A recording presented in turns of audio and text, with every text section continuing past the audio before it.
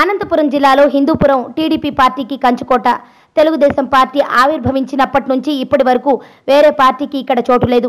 TDP వ్యవస్థాప అధ్యక్షుడు నందమూరి తారక రామారావు నుంచి ఇప్పుడు ఆయన కుమారుడు బాలకృష్ణ వరకు టీడీపీ తరపున పోటీ చేసిన వారందరినీ పురం ప్రజలు ఆదరించారు. కానీ ఇప్పటి వరకు వాళ్లకు కావాల్సిన మంచినీరు మాత్రం అందలేదు. నాయకులు మారినా సమస్య మాత్రం అలాగే ఉండిపోయింది.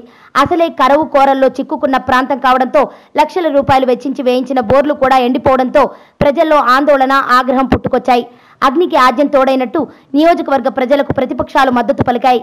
ఇంకే ఉంది, కంచుకోటలో నీటి పోరు మొదలైంది. హిందూపురం శాసనసభ్యుడిగా ప్రాతినిధ్యం వహిస్తున్న బాలకృష్ణపై అస్త్రాలు ఎక్కుపెట్టారు. ఆయన సినిమాల్లోని డైలాగులనే సందర్భానికి అనుగుణంగా అన్వయించి ప్లకార్డులు ప్రదర్శించారు. సోమవారం జరిగిన ఈ కార్యక్రమంలో సమయం లేదు బాలయ్య, నీటి సమస్య పరిష్కారమా, పలాయనమా చూడు, పురం వైపే చూడు, మరోవైపు చూడాలనుకోకు, ప్రజాగ్రహాన్ని తట్టుకోలేవు అనే డైలాగులతో ప్లకార్డులు కనిపించాయి.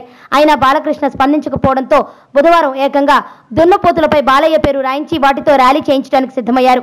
వైసీపీ నేతలు తమ పార్టీ జెండా రంగులు గల బిందెలను పంపిణీ చేసి నగరంలోని ప్రధాన వీధుల్లో ర్యాలీ చేపట్టారు.